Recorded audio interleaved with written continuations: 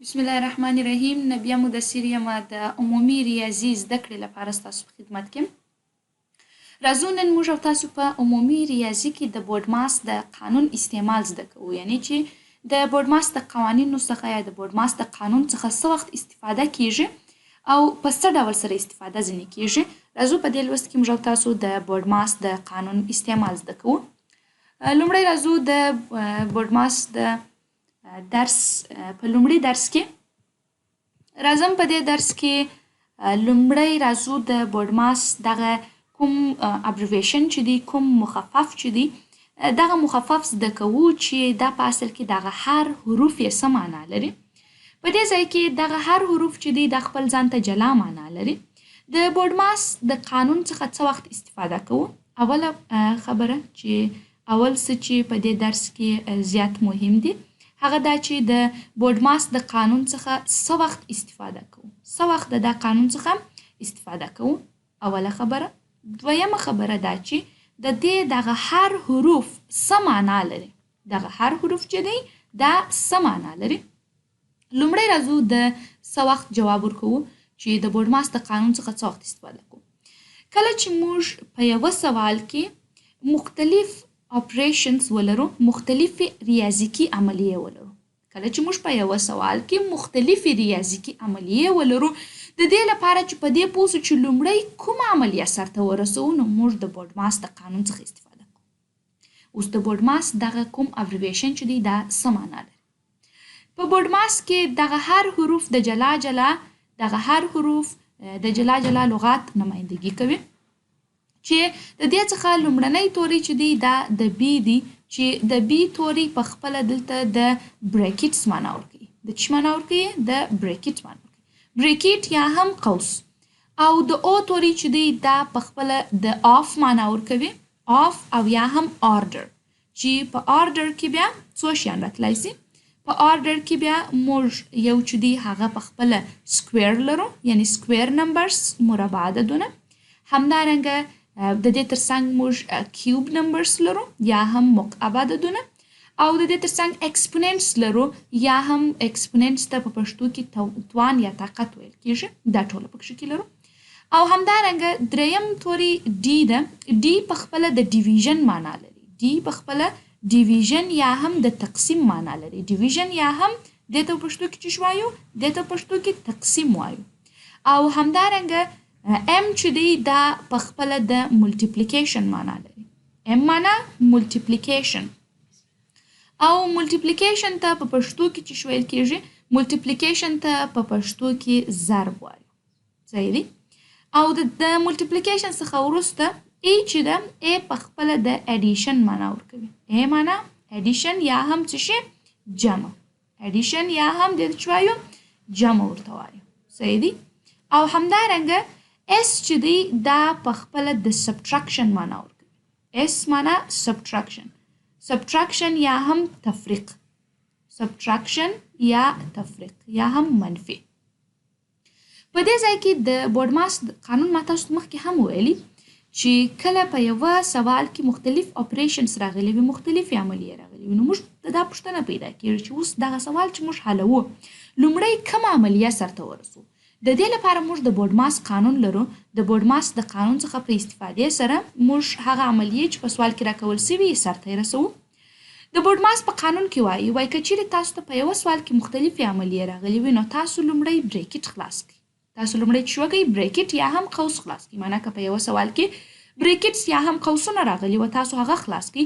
د هغه څخه وروسته چې کله مو بریکټس ریموو کړله، بریکټس مو له منځه یوړله، د هغه څخه وروسته بیا آف ته راسئ. او ته راسئ. او مینس آف. آف په خپله د څه معنا ورکوي؟ آف په خپله د ضرب معنا ورکوي. نو ولې دا موږ ته د آف په شکل لیکل کېږي؟ که چیرې موږ ته په سوال کې آف او ملټیپلیکیشن دواړه یو ځای راغلي وه، نو دا معنا چې تاسو باید لومړی په دې سوال کې آف سرته ورسوئ، د هغه څخه وروسته بیا ملټیپلیکیشن ته راسئ. او همدارنګه د دې یو بله معنا آرډر. آرډر کې موږ ته څه شي راځي؟ سکویر نمبرز، کیوب نمبرز، اکسپوننټ نمبرز یا هم مربع عددونه. سکویر نمبرز مینس مربع عددونه، هر عدد په توان د 2 مربع عدد. کیوب نمبرز معنا مکعب عددونه چې عدد په توان د 3. او exponents means هر کم توان چې ولري مثلا 2 په توان د 8 3 په توان د 4 داسې مختلف توانونه چې لري عدد هغه ته ویل کېږي exponent numbers ورته ویل کېږي یا هم د exponent of a number ورته ویل کېږي. او په دریم قدم کې به تاسو په سوال کې ډیویژن سرته رسوي، تقسیم به سرته رسوي. د تقسیم څخه وروسته به ملټیپلیکیشن سرته رسوي، ضرب به سرته رسوي، د ضرب څخه وروسته به جمع سرته رسوي او بیا به سبټراکشن یا هم تفریق سرته رسوي. دا د بورډماس د قانون د هر توري د بورډماس د دغه مخفف د هر توري جلا جلا هغه پول فارم وو او د هغه ترتیب. دغه څخه وروسته یو وارې راځو موږ بریکټس ته. بریکټس کې موږ او تاسو څو رقمه بریکټس لرو. که چیرې موږ او تاسو چېرته راسو بریکټس ته راسو یا هم قوسونو ته راسو، نو په قوس کې موږ او تاسو وایو چې 4 ډوله بریکټس شته. 4 ډوله بریکټس لرو چې دغه هر بریکټ خپل ځان ته د ریموو کولو یا هم د منځه وړلو هغه ځای لري چې په کم وخت کې باید کم بریکټ سره کم سي راته ریموو سي. په 4 ډوله بریکټس کې اولنی بریکټ چې دی دا بریکټ په خپله د بار بریکټس په نوم سره یادیږي. د څه په نوم یادیږي؟ د بار بریکټ په نوم سره یادیږي. بار بریکټ څه معنا لري؟ بار بریکټ کله چې تاسو داسې یو بریکټ ووینئ چې هغه د عدد پر سر باندې داسې بار یا لیکه ورکړې وي. او همدارنګه دویم بریکټ چې دی دې ته راوند بریکټ ورته ویل کېږي. چې ورته ویل کېږي دویم بریکټ ته راوند بریکټ ورته وایو. راوند بریکټ خپله کم بریکټ ته ویل کېږي؟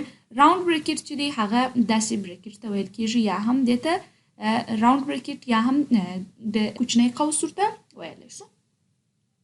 همدارنګه دویم چې دی هغه موږ او تاسو په دریم ډول بریکټس کې دریم بریکټس دی هغه کرلی بریکټس دی. دریم بریکټس چې دی هغه ته ویل کېږي کرلی بریکټ ورته ویل کېږي. کرلی بریکټ سره کم دی. کرلی بریکټ که چیرې تاسو لیدلی وي داسې شکل لري. داسې بریکټ ته ویل کېږي کرلی بریکټ ویل کېږي. او څلورم ډول بریکټس چې دی هغه ته سکویر بریکټ ورته ویل کېږي. څلورم ډول بریکټ ته ویل کېږي سکویر بریکټ ورته ویل کېږي. سکویر بریکټ بیا څه ډول بریکټس دی؟ سکویر بریکټس داسې شکل لري چې یعنی د سکویر یا هم مربع ته ورته شکل لري. دې ته بیا سکویر بریکټ ویل کېږي. اوس نو که په یوه سوال کې پوښتنه دا ده که په یوه سوال کې ماته څو ډوله بریکټس راسي، مثلا بار بریکټ هم راغلی وي په یو سوال کې، مثلا راوند بریکټ هم راغلی وي، کرلی بریکټ هم راغلی وي او سکویر بریکټ هم راغلی، نو لومړی به کم بریکټ خلاصو؟ لومړی اولیت کم بریکټ ته ورکول کېږي. لکه څنګه چې ما تاسو ته په ترتیب سره ولیکله داسې په ترتیب سره لومړی په سوال کې لومړی بار بریکټ خلاصیږي. معنا دا چې اول هغه عملیه چې بار بریکټ لري اول هغه عملیه سرته رسوو او بار بریکټ له منځه وړو. دویم هغه عملیه چې په راوند بریکټ کې موجوده ده هغه عملیه سرته رسوو. دریم هغه عملیه چې په کرلی بریکټس کې موجوده ده یعنی کرلی بریکټس دریم ریموو کوو. او څلورم چې دی بیا سکویر بریکټس ریموو کوو. دا د دې هغه ترتیب شو. دریمه پوښتنه د بریکټس څنګه له منځه ځي؟ بریکټس څنګه له منځه ځي؟ موږ کولی سو چې یو بریکټ داسې ریموو کو داسې له منځه یوسو چې په بریکټ کې دننه کومه عملیه ده هغه عملیه سرته ورسوو. د عملیې د سرته رسیدلو څخه وروسته بریکټ هغه جواب چې په لاس رالی بریکټ ریموو کوو د هغه بریکټ پر ځای باندې هغه جواب لیکو. بورډماس د قانون هغه ټوله پیژندګلوي چې بورډماس قانون څه وخت استفاده کوو، چیرې استفاده کیږي او همدارنګه بریکټس څو ډولونه لري او هر ډول یا هم هر کم بریکټ څه وخت خلاصیږي او یو بریکټ څه ډول ریموو کیږي. دا موږ ټول وویل. د بریکټس ریموو کېدل یا هم خلاصېدل یا له منځه وړل مو داسې وویله چې یو بریکټ داسې خلاصولی سو چې په هغه کې دننه کوم عملیه ده هغه عملیه سرته ورسو نور بریکټ سره کم کیږي خلاصیږي. نو د بورډماس د قانون په پیژندلو سره د دې ویډیو درس پر همدې ځای باندې پای ته رسیږي. په بله ویډیو کې به موږ د بورډماس اړوند سوالونه حلوو او د بورډماس استعمال به پکښې کې زده کوو چې څه ډول استعمالیږي. تر بلې ویډیو پورې ښه ورځ او ښې چارې.